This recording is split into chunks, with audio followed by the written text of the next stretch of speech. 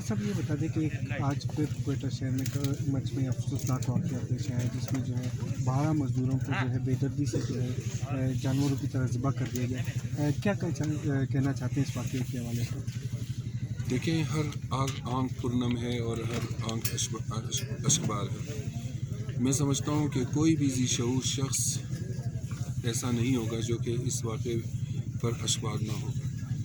22 سال ہو گئے ہمیں یہ سب سہتے سہتے. اب یہ 22واں سال شروع ہو گیا. نئے سال کا یہ تحفہ ہمیں دیا گیا ہے.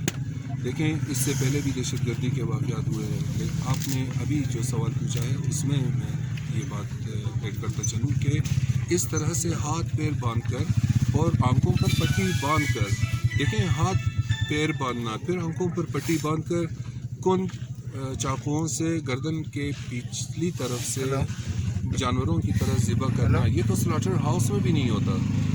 آنکھیں بند کرنا، پٹی باندھنا، یہ کیا میسج دیتا ہے کہ ان کو پتہ تھا کہ وہ پہچانے جائیں گے. اور سب سے بڑی بات تو یہ ہے کہ یہ سب کچھ اگر ہوا ہے تو لا انفورسمنٹ ایجنسیز کے موجودگی میں ہوا ہے. اب اگر ایف سی شہر نے پورے کوئٹہ شہر کو اور شہر کے اندر بھی مختلف چوکس پر یہ موجود ہیں، ان کے جو بیریئرز لگے ہوئے ہیں، ہم اپنے گھر جاتے ہیں تو ہم سے ہمارا پورا شجرہ نسب پوچھا جاتا ہے. We can not enter in our own areas. لیکن یہ لوگ کہاں سے آئے ہیں اور بہت تسلی کے ساتھ جانوروں کی طرح لوگوں کو ذبح کر کے گھنٹوں وہاں موجود رہے ہیں اور اپنا کام کر کے چلے بھی گئے ہیں. اور ایک اور بات کہ اس واقعے سے کوئی 12 گھنٹے پہلے مارواڑ کے علاقے میں مشرقی طرف وہاں پہ 200-250 کانکنوں کو، ہزارہ کانکنوں کو الگ کر کے باقاعدہ ان کو دھمکی دی گئی ہے کہ آپ لوگ یہ ایریا چھوڑ کے چلے جائیں. اور ایف سی کی موجودگی میں ہوا ہے یہ. اس واقعے کے 12 گھنٹے بعد پھر یہ ہوا.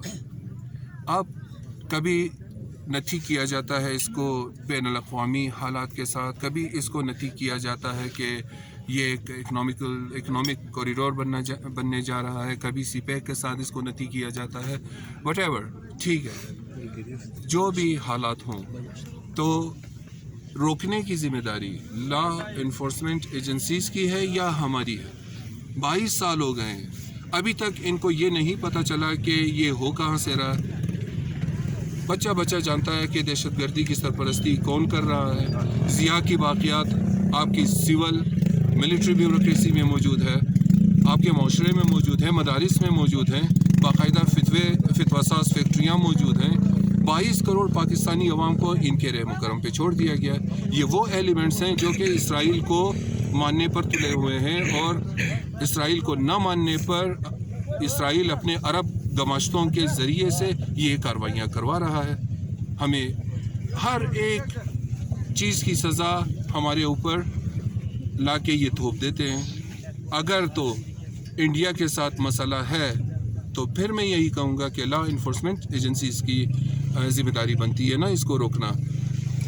جہاں تک ہماری بات ہے، دیکھیں، ہم وہ قوم ہیں کہ دنیا کے کسی بھی حصے میں آباد ہیں تو بحیثیت پاکستانی، محب وطن پاکستانی قوم کے ہم زر مبادلہ اسی ملک میں بیچتے ہیں. ہم وہ نہیں ہیں جو کھربوں ڈالر یہاں سے چوری کر کے کہیں اور جا کے زندگی بسر کر رہے ہوں.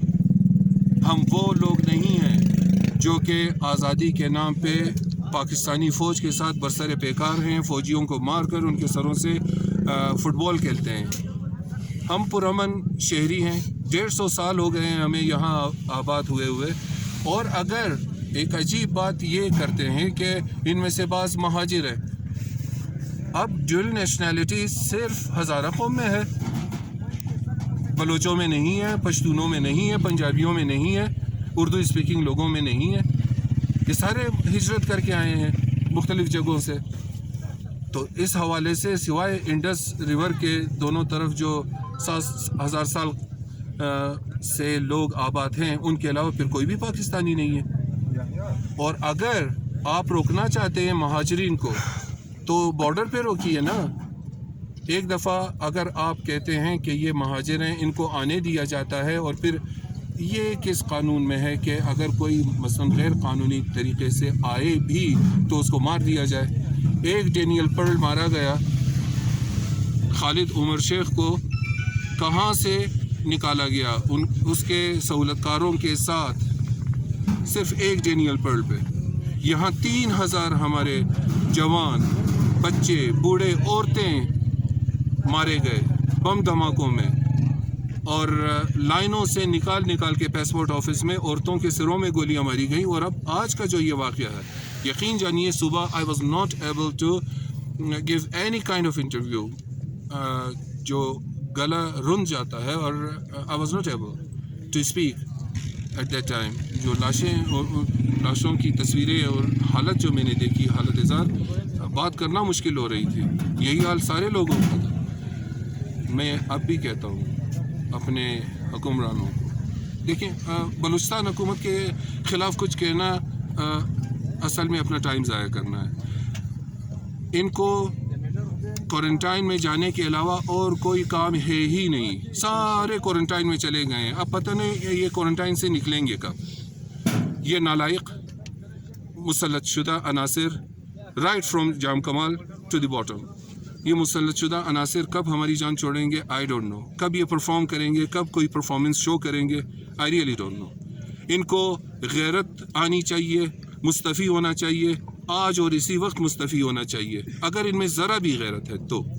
آغا صاحب یہ بتا دیں کہ مومنین کی جانب سے یہاں پر احتجاجی دھرنا دیا جا رہا ہے، یہ دھرنا کب تک ہوگا اور تدفین کا عمل کب جو ہے یہاں پر جو تدفین ہوگا اس میں کیا لایا عمل ہوگا، کس ٹائم ہوگا تدفین؟ دیکھیے تدفین کا میں نے آپ کو کہا یہ ایک شرعی مسئلہ ہے۔ لواحقین اگر دفنانا نہیں چاہیں گے اور یہاں دھرنے میں لا کے وہ شریک ہوں گے تو ہم ان کو روک نہیں سکتے، ٹھیک ہے نا؟ یہ تو خالصاً ایک شرعی مسئلہ ہے ایک، اور دوسری بات یہ کہ ہمارا دھرنا یہاں پرامن دھرنا، متشدد نہیں ہے۔ دیکھیں صبح سے یہ بیٹھے ہوئے جوان ہیں، ینگسٹرز ہیں، بوڑھے بھی ہیں، خواتین بھی بیٹھی ہوئی ہیں، لیکن کوئی انہوں نے قانون ہاتھ میں لینے کی کوشش نہیں کی اور نہ ہی کبھی لی ہے انہوں نے قانون ہاتھ میں۔ ہمارا یہ دھرنا اس وقت تک جاری رہے گا جب تک کہ قاتل نہیں پکڑے جاتے، اور اگر نہیں پکڑے جاتے تو ہم مزید اس کو ایکسٹینڈ کرتے رہیں گے جب تک کہ یہ نااہل حکومت بلوچستان کی مستعفی نہیں ہو جاتی اور وزیر اعظم پاکستان آ کے یہاں خود یقین دہانی نہیں، قاتلوں کی گرفتاری کروا کر نہیں چلے جاتے۔ Thank you, most welcome.